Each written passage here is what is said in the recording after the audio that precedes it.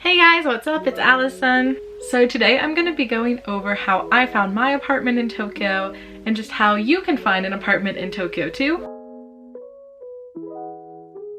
Whether you're just moving to Japan, you speak Japanese, you don't speak Japanese, whatever. So I've actually lived in 4 different types of housing situations here in Japan. The first one was with a host family in a home. Second was in a student dormitory.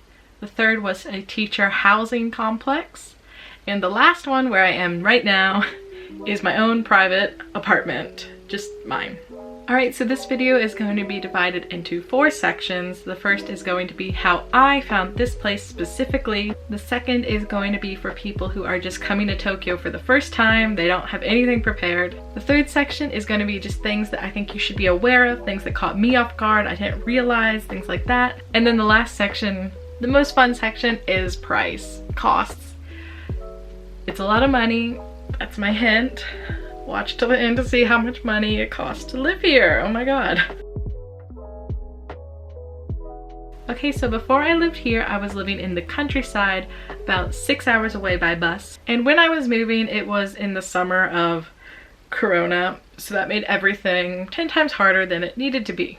Great. So because of the Corona situation in Tokyo, I could only come to Tokyo about 1 time before like actually moving here, so that, you know, I wasn't going like back and forth and bringing Corona back. So since I didn't have the freedom to just come to Tokyo like whenever I wanted and looking at a bunch of different places, it was a bit harder. So here's what I did.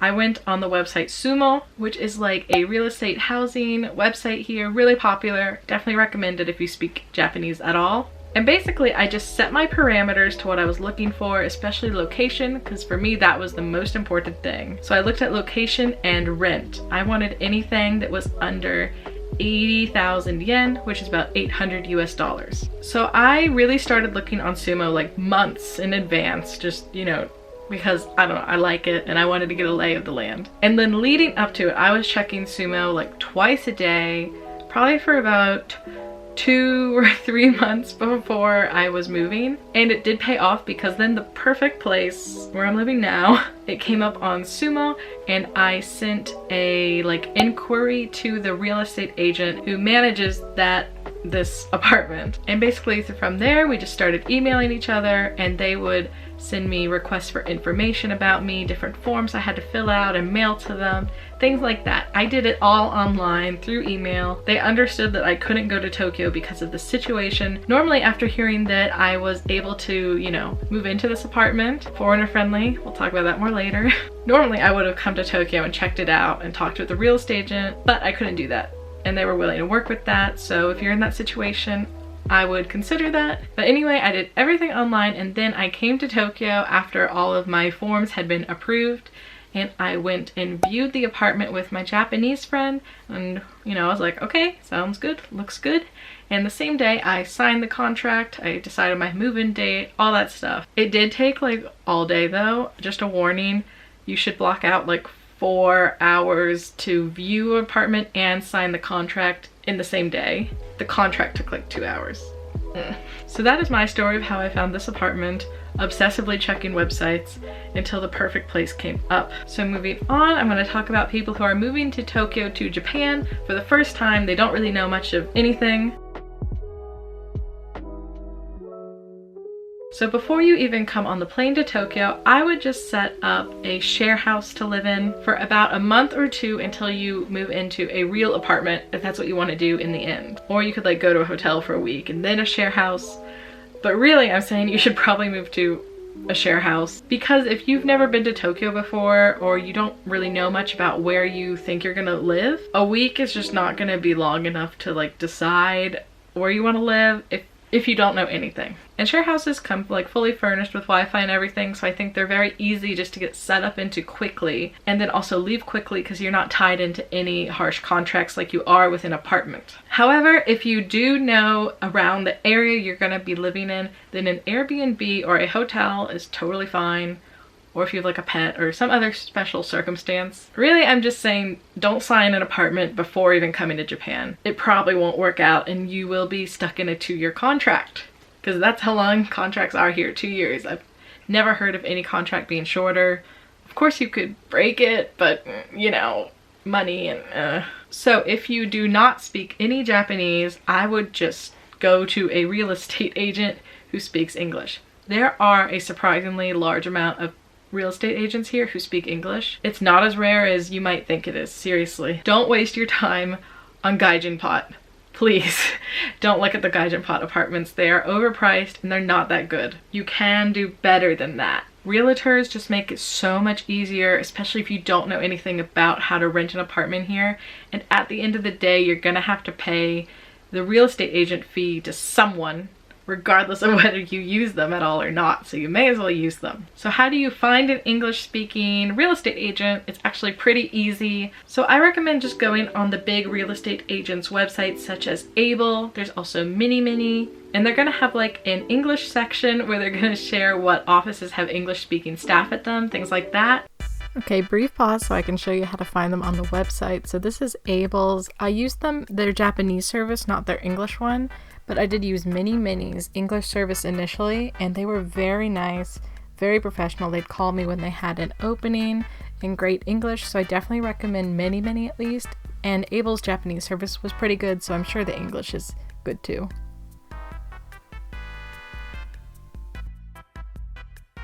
Also, another good idea is if you loosely know where you're going, just go on Google Maps, look at the real estate agents and look at their reviews and look at which ones have reviews in English, because they're probably going to mention whether or not they did the whole transaction or whatever in English or not. But really just use an English-speaking real estate agent. It's gonna make your life so much easier. However, I did not go this route. I do speak, some Japanese already. So if you also speak Japanese, then there's another route you could take, like the more Japanese route, I guess. So go on sumo.com or Homes, or really any website here where they list all the apartments. I like Sumo the best personally. So just go through them and then narrow it down to your requirements, like what train line, how many rooms, square footage, rent.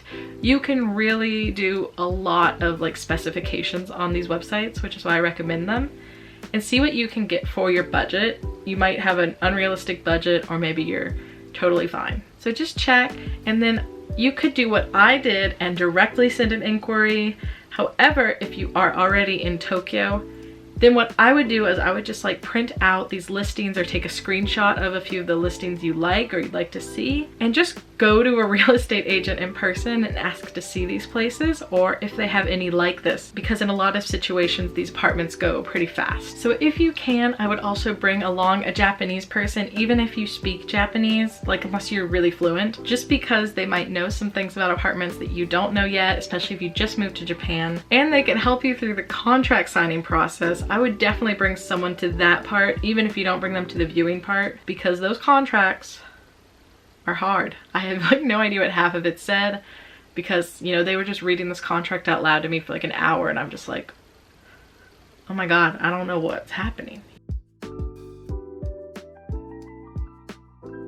Okay, so things to be aware of when looking for an apartment here in Japan. Not speaking Japanese will definitely limit your options, but it's not going to be impossible. So why would not speaking Japanese make it a bit more difficult? Well, I think it's a pretty understandable reason in this case.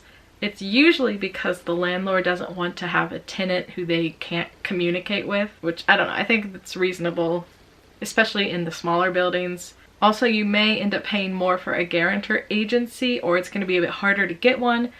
I have heard of guarantor agencies calling you personally and talking to you in Japanese. And that is to test if you can actually, understand them and speak Japanese. And yes, number one, you do need a Japanese phone number before you can apply for these. So do that on day one. And second, what is a guarantor agency? We don't have those in America, to my knowledge.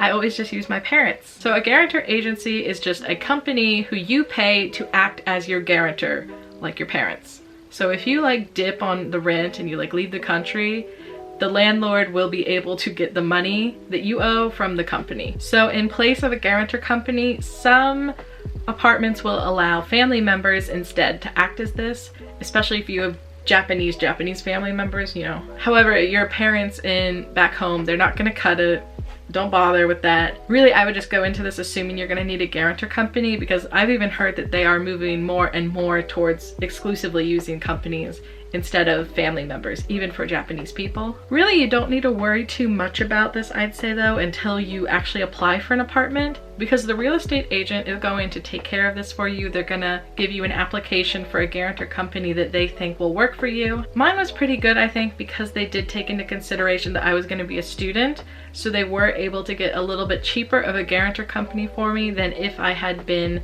a full-time, you know, employee somewhere. But yeah, the real estate agent will take care of that, so just don't stress too much about it, except for maybe the phone call part. I was really worried about it, but if you can, you know, fumble your way through, then you'll do fine. Next, let's do the fun one. There is discrimination. There is racism. They're gonna look at the color of your skin and they're gonna judge you. A lot of places may say some foreigners acceptable, basically. So what that means, I learned from my real estate agent, because she told me, because my friend asked, but yeah, she basically said if I was black, I wouldn't have gotten this apartment. Which I know it sounds really harsh and kind of unbelievable, but there's no law against this, I guess. And if I'm being honest, what she basically told me is, you know, the lighter your skin color is, like me, the easier it is for you to get an apartment, and then, you know, goes down.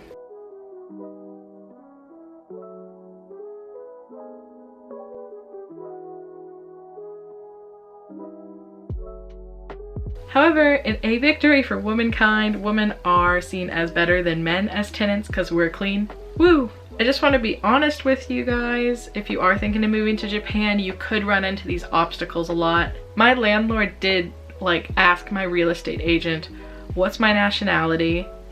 I said America. America doesn't really tell you my race. So then she asked to see a copy of my residence card because, you know, there's a picture of myself on there. I really thought like, oh, maybe I shouldn't take this apartment, like in that moment. But I think my real estate agent sensed that, and she was like, this is gonna happen at a lot of places. It's not just this one place. It's very common in Japan, especially when the landlords are older, like mine are. They're pretty old. So it is a problem. It's not impossible to get a place though. And don't let that stop you from moving here if you want to move here, because it's just, you're gonna find a place to live. It's harder, but I don't know, it's just how it is. The country is definitely not perfect. Just something to keep in mind. Yeah, it matters. And in line with that, your like resume also matters, like how good of a person you appear to be on paper, I guess. So I'm going to, you know, University of Tokyo, and I'm white, and I'm a girl.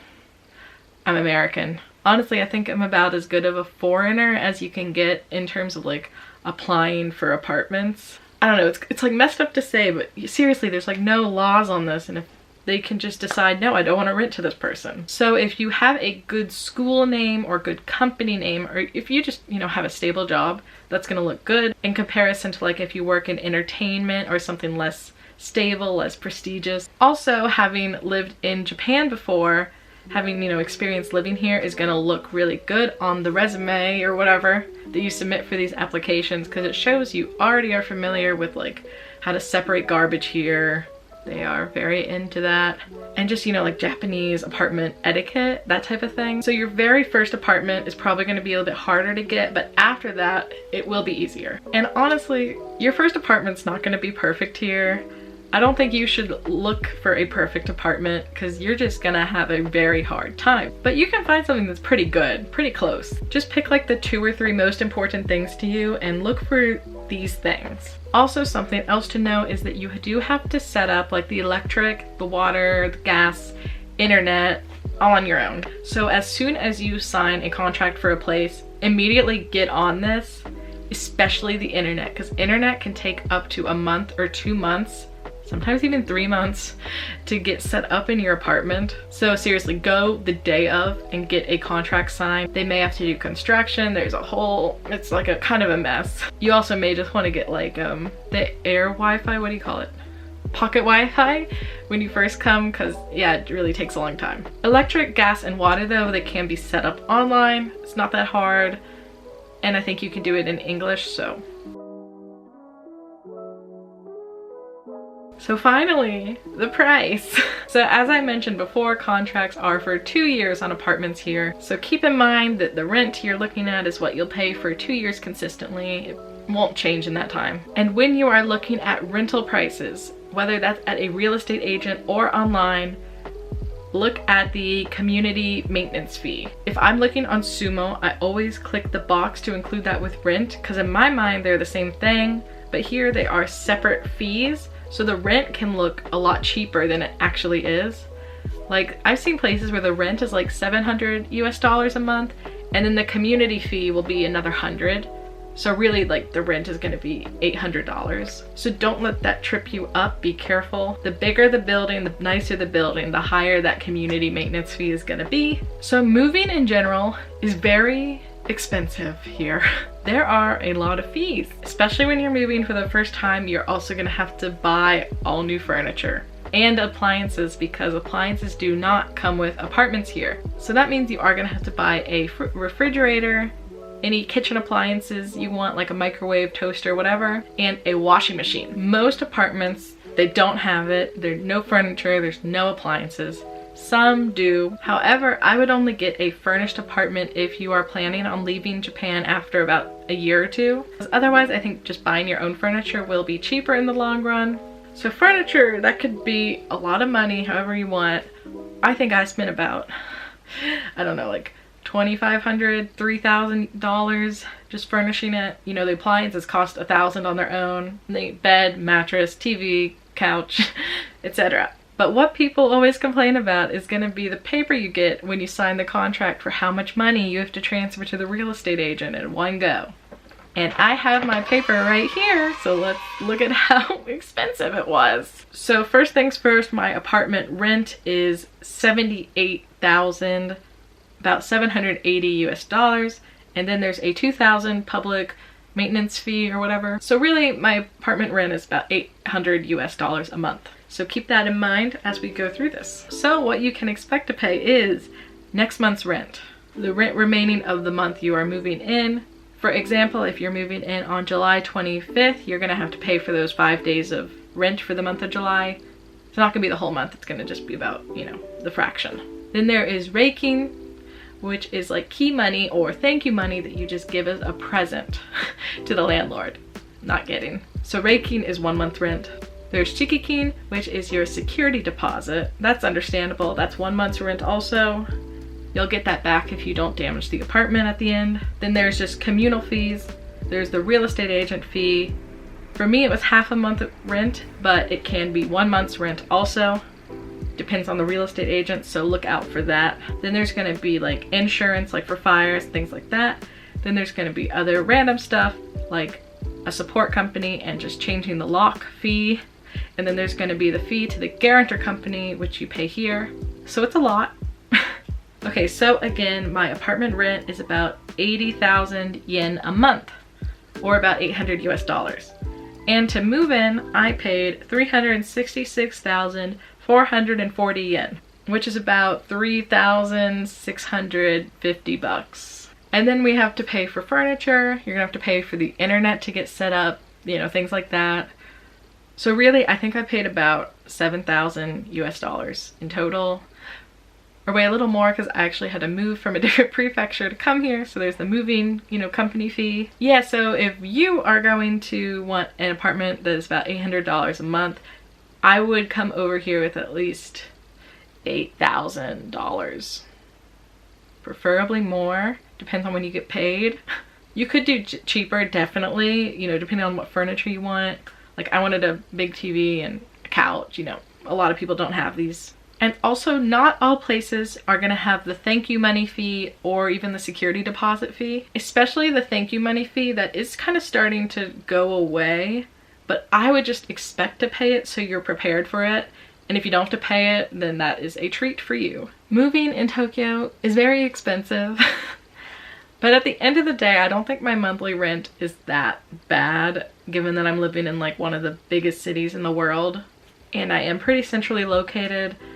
Again, if you haven't seen my apartment tour video, go look at that if you want to see what I'm getting for $800 a month. But let me know in the comments below if you have any questions that I didn't cover. There's just so much and I don't think I could get to it all in one video. But I hope this helped you out regardless, so please leave a like, comment down below, and subscribe for more content about Japan and Tokyo, my life here, teaching English and as a grad student. And I will catch you guys next week as always. Bye!